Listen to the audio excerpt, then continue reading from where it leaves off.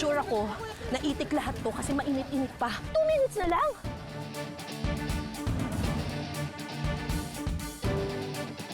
Ayan. Ayan, marami na tayo itlog.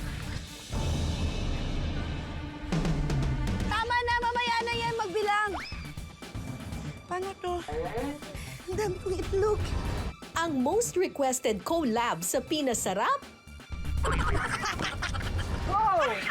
Lalo pang tumitindi at dapat tutukan. Dahil sa part 2 ng Kusina Battle Itikan Edition, mas OA sa palakasan.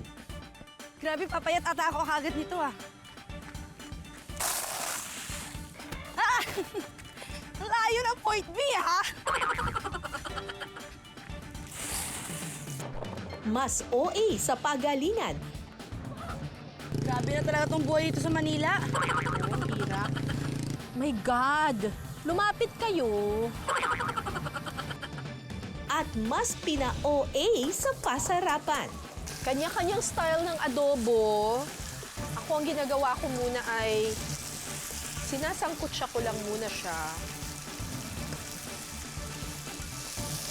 para magmantika.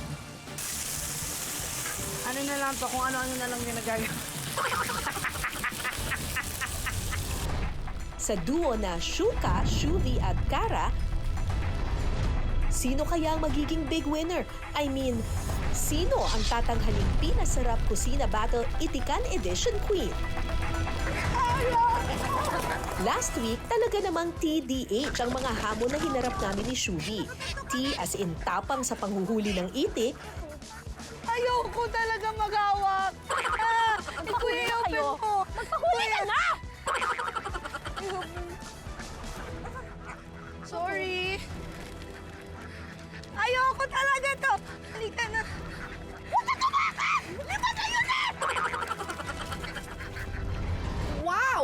D as in dikdikang labanan sa pagluluto, Sobrang sarap! Kuya, sobrang sarap! Change ko lang po yun. I-change ko lang. Joke lang! Pakiluto yung sa akin, Miss Cara. Niloloko lang kita! Para naman pressure ka! Guys, sino judge ba? Bigyan ko na lang kayo 500K. at H as in hirap sa pangangaladkad at pangunguha ng mga suso. Wow, ang dami naming nakuha! May isda kami! May isda! May isda kami! Kuya! Oo, bigat. Marami kayo nakuha. Mga suso. Ay, tapos na yung 10 minutes!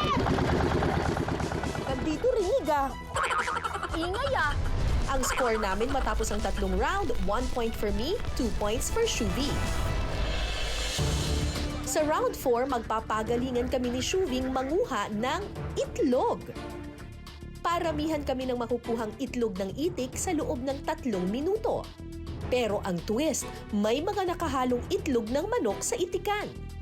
Kasama namin dito ngayon si Kuya Wilbert na ituturo sa amin ang pagkakaiba ng itlog ng itik at itlog ng manok. Ang itlog po ng manok, puti po sa Maputi. manipis. Oh, yan, Ang magulo. itlog- Manok to, manok. Ito po ang itlog ng itik, kulay brown siya na makapal. Mas maputi yun sa manok. Eh pero baka mamaya, Mas maputi dinumihan ang- nila. Mas maputi ang itlog ng manok. Araw-araw mahigit 300 itlog ng itik ang nakokolekta rito. Tuwing umaga raw kinukuha ang mga itlog para maiwasan itong matapakan ng mga itik at mabasag. Ang mga itlog na ito dinadala nila sa mga suki nila sa pateros at iba pang kalapit na lugar para gawing balut o kaya na may itlog na maalat. Grabe ito! Oh, ang laki ng itlog niya. Hindi niya! Nangitig. Ang laki, di ba, kuya? Ano ba to? Itlog ng... Itlog ba yan? Parang ostrich yan eh. Itlog din to. Di ba ang laki? Tama na ang tsikahan. Simulan na ang egg hunt. Ay! Oh my gosh! Oh my gosh! Oh my gosh! Oh my gosh! Oh my gosh! Ay! Ay, minute na ba? Ang dami ko ng itlog! Mamaya na lang ako mamimili kung itlog siya ng manok or basta kukunin ko na lang lahat. Wala na, Miss Cara! Talo ka na, Miss Cara! Talo ka na! Naka 100 na ako! Ano pumasok? Ito, mainit pa! Alam ko, sure akong itik lahat to kasi nangingitlog pa lang sila. Asan yung itlog? Mainit pa, galing pa sa puwet ng ano. 2 minutes na lang.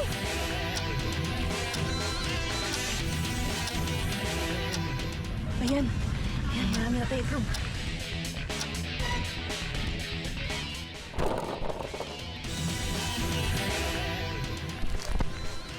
Wala na!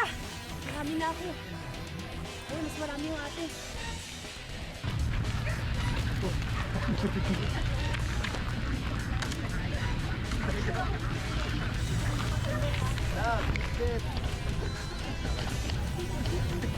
Hoy, bawal bitbitin! Bawal bitbitin!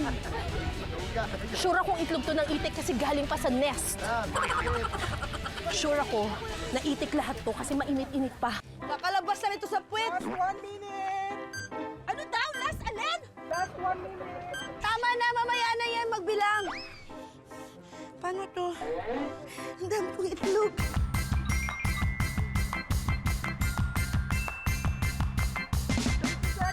Wait lang! Ay. Saan ka nabiyak? Piski! 30 seconds! Ayan!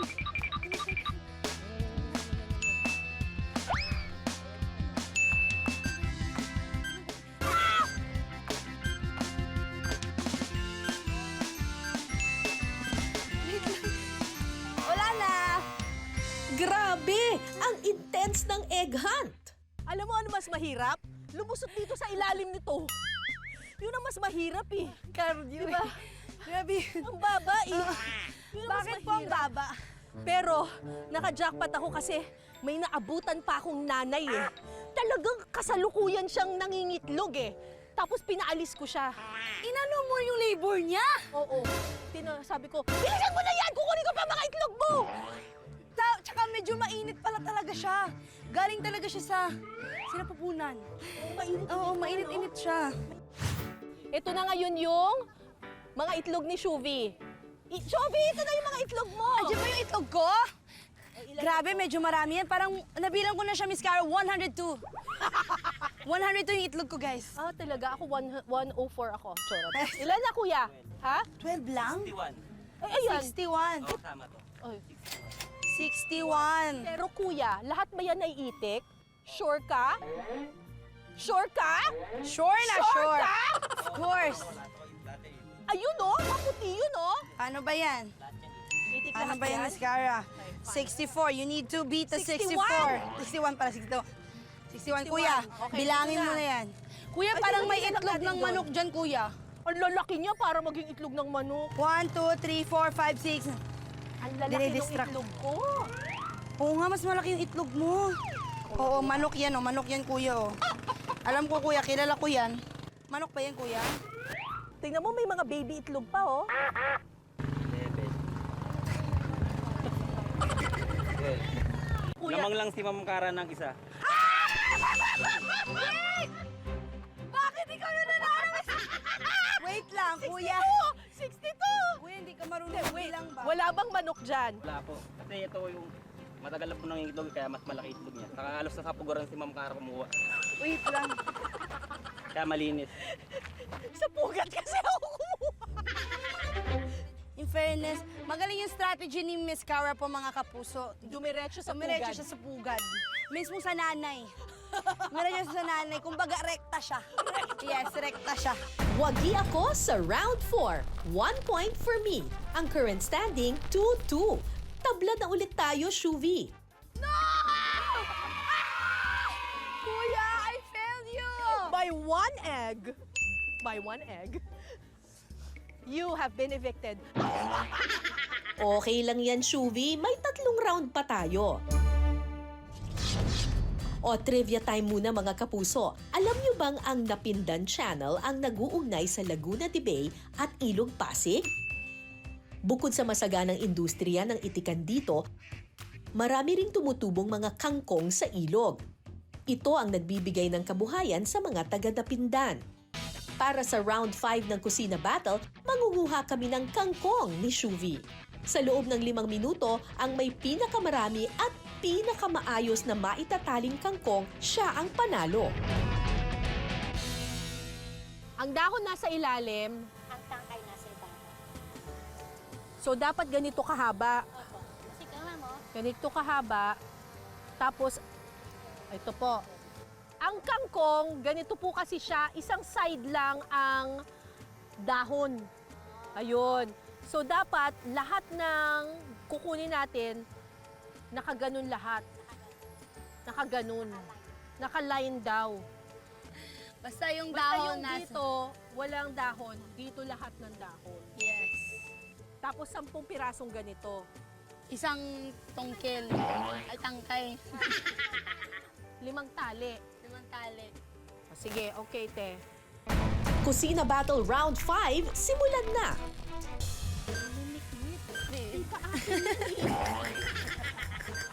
Mamaya ako na aayusin.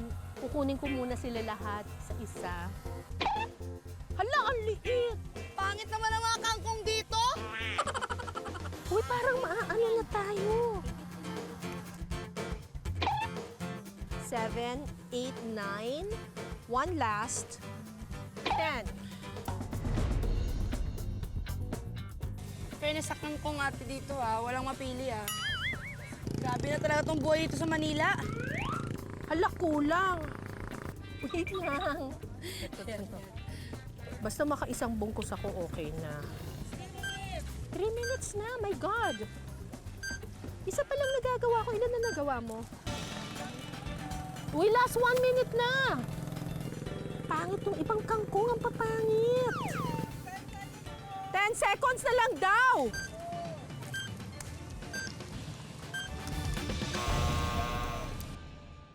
Oras na para husgahan ng tunay na magkakangkong ang mga nakuha namin ni Shuvi.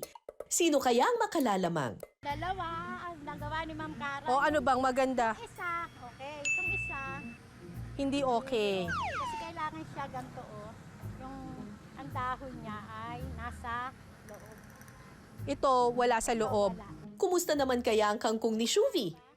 Kay Shubin, 3 nga, pero hindi siya talagang perfect. Anong pagkakatali po? Eto, Neng, kasi ito, diba? Kasi dapat ito, puro tangkay. Kaya Bawasan pa po yung dahon. At ang hatol, para sa akin, tayo na lang. Ay na lang daw. Kasi maganda yung isa niya, perfect talaga wow naman, walang lumamang.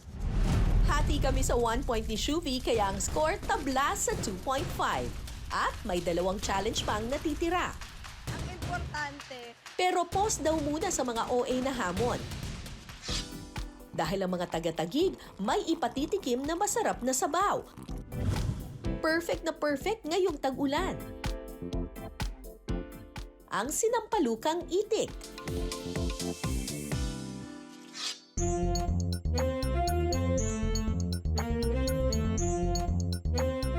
una po, maglalagay tayo ng mantika. Sa isang kaldero, igisa ang luya, bawang at sibuyas. Tapos, pag okay na, ilalagay natin itong itik na pinakuluan po natin sa luya para mawala yung lansa. At saka ito timplahan ng patis, asin at paminta. Konting paminta. Sunod na ilalagay ang katas ng sampalok at siling haba.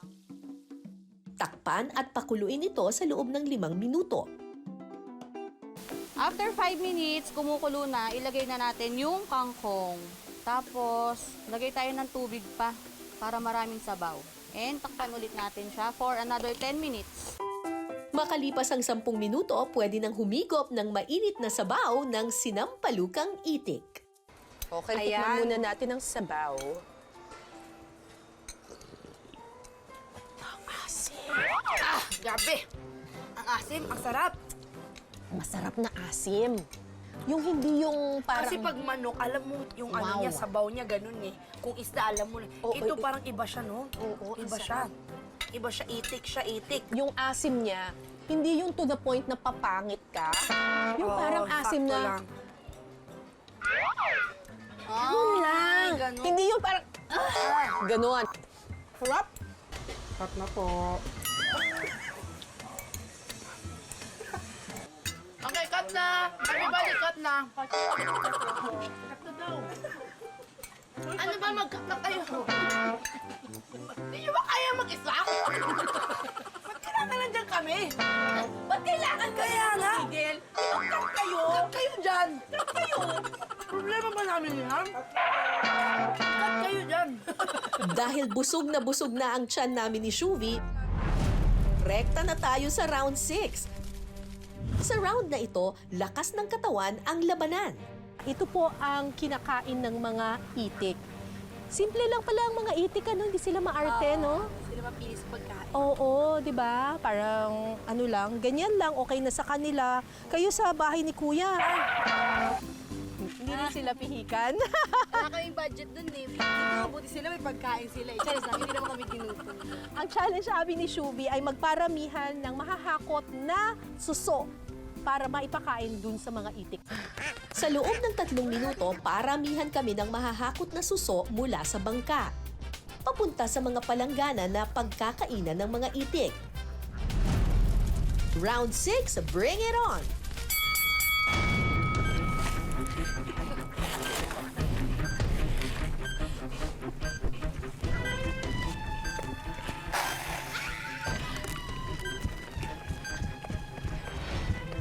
Ganun pala. Ginamit niya to. Gagamitin ko ito.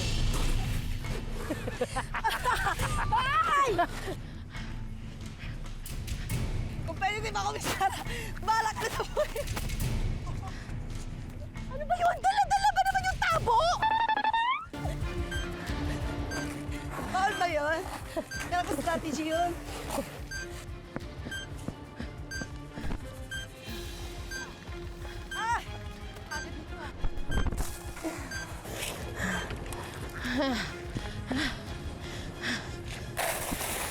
Layo ng point B, ha?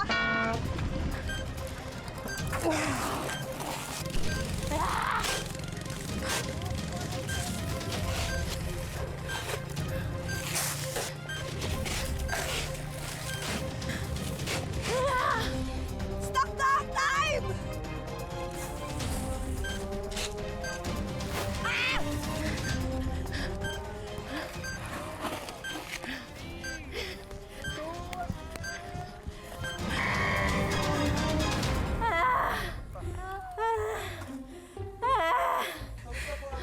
Pagod na pagod ako.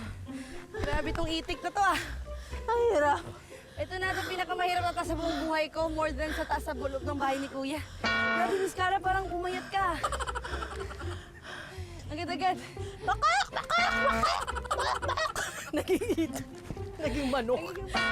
Naiitik na po kami dito. Grabe! Napasabak ang mga braso namin ni Shuvi sa pagbubuhat. Timba? Sino kaya ang mananalo sa round na ito? Taong bayan, sino ang hula ninyo? Ang resulta, abangan mamaya. Matapos ang matinding hamon, dumating na tayo sa dulo. Ano pumasok? Para sa final challenge ng kusina battle na ito, magpapagalingan kami ni Shuvi sa pagmekos-mekos. Magluluto kami ngayon ni Shuvi ng itik. Ay, itik. Kanina lang hinuhuli Hilo na rin sila. Ito po yung mga itik na pinakuluan na po sa soda. Ay! Aking carbonated drink. Spell carbonated, basta yun. Ang soda kasi, meron siyang tenderizing power. Tenderizing! Science yun, pa! Pasarapan ng sariling version ng adobong itik. Dito na talaga magkakaalaman.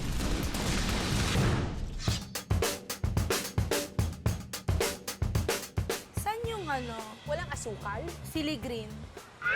Siling green, ito oh. Ay, Hindi, siling wala green. isa doon. Siling green. O, game. Game na. Nagluluto ka ba, Shu? Medyo po. Talaga? Saan? Sa Sa hotdog, gano'n. Hindi ka sa... Hotdog talaga? Sa Bantayan? Nagluluto ka sa Bantayan? Opo. Yung mga bata, ako nagluluto ng pagkain. Pero nung mag-isa ka na lang sa Manila. Opo. Mas natuto po ako kasi mahal ba yan? Mahal mag-anong miskara ba? Oo, talaga. Mahal talaga. Kanya-kanyang style ng adobo. Ako ang ginagawa ko muna ay sinasangkutsa ko lang muna siya. Ano na lang to, kung ano-ano na lang yung nagagawa. Lagyan na din natin Lagyan para natin, sabi maraming nila. color. May color green ba kayo dyan? Kasi parang colorful na to. Saka kumuha ng sili. Ayan. Ay, meron pala. Hindi ko nakita eh. Kung ano-ano na lang pinagagawa namin dito ni Miss Caro. Mas gusto mo fried yung itik. Oo, gusto ko kasi medyo fried. Hindi mo pa rin nilagyan ng toyo? Pinapa-absorb ko po muna yung Ganun ka rin magluto? Ako rin ganun. Oo. Pinapaluto ko muna ang suka. Tapos kapag Pero- naluto na ang suka, saka ako maglalagay ng toyo. Pero yung iba, may iba kasi magkasabay na ang toyo tsaka suka. Ang ibang tao, Ako inuuna ko po yung suka. inuuna ko rin talaga yung suka. Ano mas gusto mong adobo? Yung maasim o matoyo? Mas sakto. Manamis-namis. Manamis-namis at graceless pa. Parang tagal ko na pala hindi nagluluto. 3 months na. 3 months. 3 months kayo doon? Opo. Ito pala ang comeback cooking mo sa outside world, Shuvi, ha? Sige nga, ipakita mo ang galing mo. Grabe, mas mga... Okay na isabotahin niyo. Okay na to. Okay na to. Okay na to. Okay na to. Pakukuluin lang po namin kasi gusto namin yung nagmamanti-mantika ng kaunti.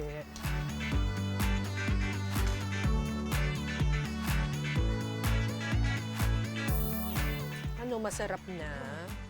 Okay na to. Ang ahang. Ang anghang nga, naramihan natin ng ano eh. Natagalan. Alat. Paalat. The more pa to pakulo, mas aanghang pa to. Naku, mukhang nag-collab din ang lasa ng adobo ko. Mom, parang masarap mo sa'yo. Ang anghang. Maabot dito yung anghang.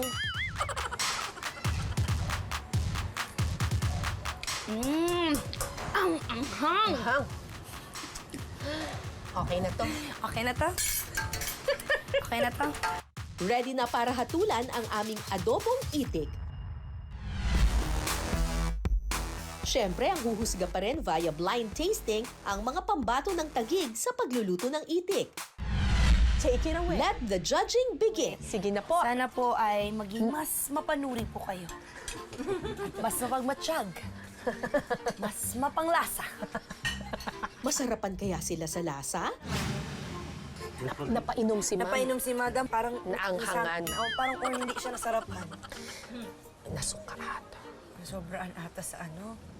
Tamis asin, sakto yung alat. Masarap. Ay, masarap pa Masarap rin. pero napainom. Sarap lahat. So medyo may alat ng konti, no? Okay naman yung asin niya, medyo may alat. Para sa akin, medyo may alat. Napaalat. Napaalat, Oo, napaalat. May asin din siya, kaya lang medyo maalat. Pero okay din.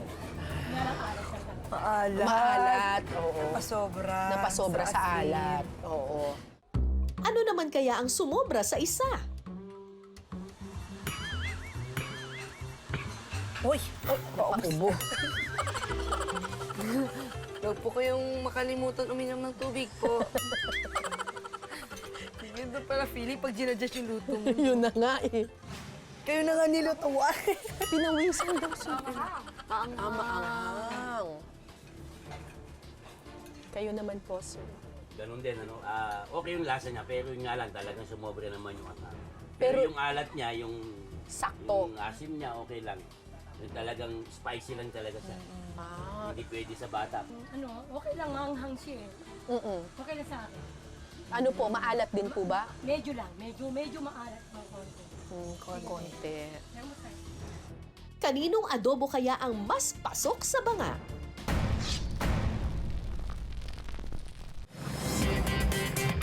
Para sa mga itik, wala kaming aatrasan ni Shuvi. Grabe tong itik na to ah. Ay, hirap. Ito na ito pinakamahirap na to sa buong buhay ko. More than sa taas sa pulot ng bahay ni Kuya. Grabe. Grabe, Miss Cara, parang pumayat ka. Agad-agad.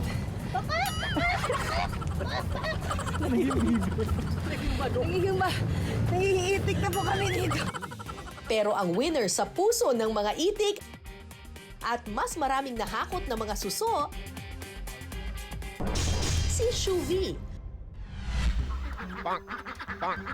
Dahil dyan, may bago kang fan club, ang mga itik. Kaninong adobong itik naman kaya ang mas pinusuan ng ating mga hurado?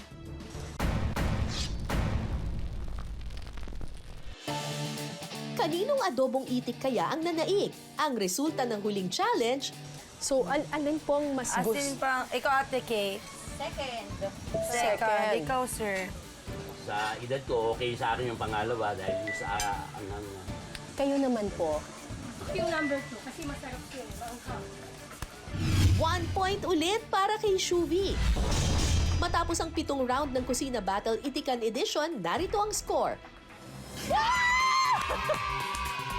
Ang tunay na big winner.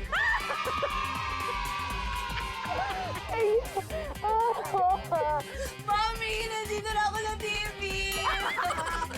Ma! Ito na yun, natalo mo tayo sa PBB! Nanalo naman tayo dito sa Kusina ba? Maraming salamat mga kapuso! Thank you so much mga kapinsarap! Big winner ng Pinasarap. My God! Ang dami dito! Oh my gosh! Oh my gosh! Oh my gosh! Oh my gosh! Aray! Aray! Aray! Aray! I'm scared! Ay, may kuha kami! Ang dami namin nakuha. May isda kami! May isda! May isda kami! Hanggang sa susunod nating kwentuhan at salo-salo, ako po si Cara David. Ito ang Pinasarap.